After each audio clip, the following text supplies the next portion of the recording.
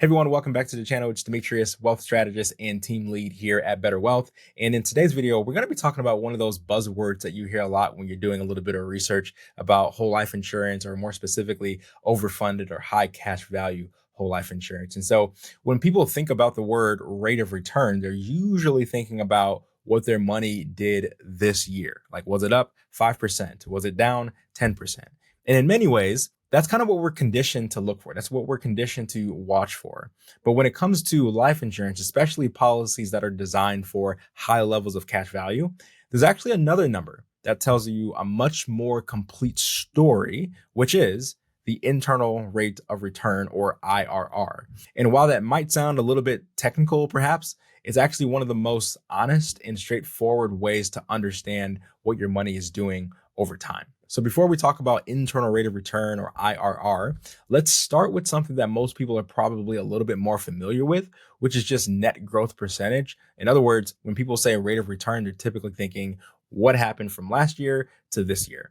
And so, not to cause any confusion, but when we look at that in the example that I share with you, they're going to call that net growth percentage. So net growth percentage tells you how much your cash value grew this year after accounting for your contribution. So in other words, it answers this question. It answers, how much more do I have this year than I had last year after making my contribution, after putting in more premium, right? And so the formula for this is actually pretty simple. You take your cash value increase minus your premium paid, and you divide that by the prior year's cash value. So let's take a look at year 10 of an illustration. So as we can see here in this example, we have a premium outlay of $100,000 per year. And so what we're going to be doing is we're going to zone in on this 10th year just to kind of give you an idea of how the math really works out when we're looking at this column right here called net growth percentage. So the net growth percentage, as you can see here, is 5.26%. And so how do we go about doing the math there? So we see that the cash value increased by $155,103 in that year. If you take that figure and you subtract it from the contribution that you made, your premium outlay in that particular year, that gives you the change in cash value less your premium outlay, which is $55,103. And then you're going to want to take last year's cash value. In other words, the amount of cash value that you ended up with at the end of the previous year, which is $1,047,582. You're going to divide it by that figure. So we're taking $55,103 and we're dividing it by $1,047,582.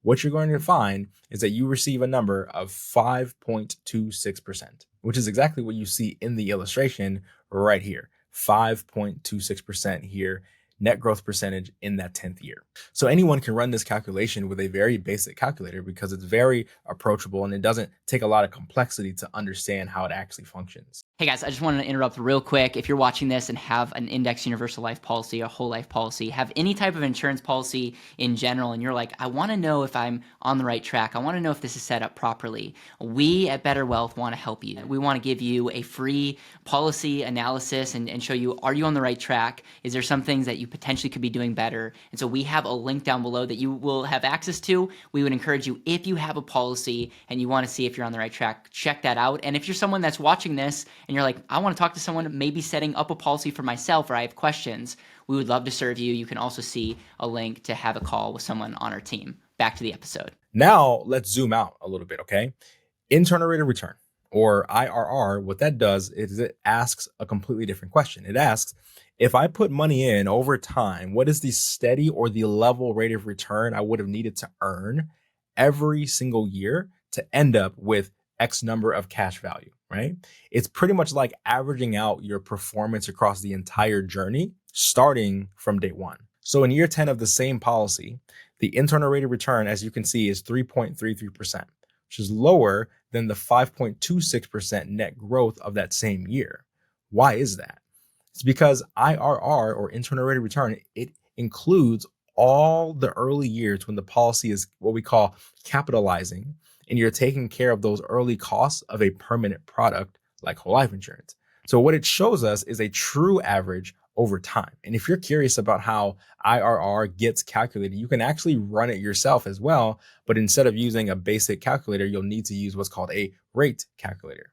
So what I'm going to do here is I'm going to take that same policy that we're looking at, and I'm going to plug in the figures up to that point on the 15th year, right? So we were talking about year 10 before. In this particular case, I'm going to look at year 15 just as an example.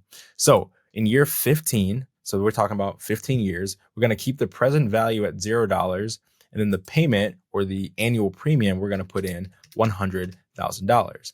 The future value is nothing more than the cash value that you see in that 15th year. And so in this particular case, we're looking at $2,138,176, right? And so voila, as you can see, we're seeing 4.31% just by plugging that into a rate calculator, which is the same internal rate of return on cash value that you see in year 15 of the exact same policy. So that's how you go about calculating the internal rate of return on not just life insurance, but any sort of storage of capital that you're utilizing. And I think it's important to note that, because I think what can happen is when people do learn a little bit more about what IRR is, they almost is like, well, that's a calculation that the life insurance company does that I have no ability to do for myself. So they're hiding something behind closed doors. And that's not the case. You actually can, with the right tool, calculate the internal rate of return on your cash as well. And it's important to remember something that I just wanted to bring back home. It's like net growth percentage and IRR are not the same, but they're also not competing, right? Net growth percentage shows you what's happening this year, okay? IRR shows you what's happened since the very beginning. And so it's kind of like looking at your pace in a marathon versus your average pace from mile one. Both are going to tell you something that's useful, but only together can they give you the full picture of your race. And here's the important part that I think a lot of people end up missing, right? Internal rate of return is not a scoreboard.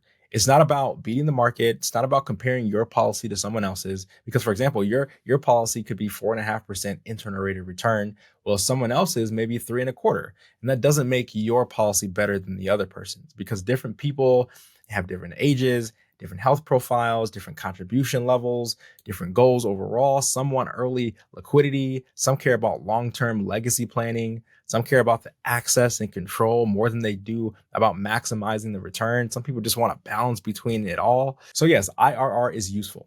It's honest, it's measurable, but it's just one piece of the entire picture when you're looking at overfunded whole life insurance. And if you'd like help understanding what internal rate of return could look like for your situation, or how we'd structure a policy around your specific goals, go ahead and click the link below to schedule a time with our team. We'll walk you through it step by step and help you make sense of the numbers without getting lost in them.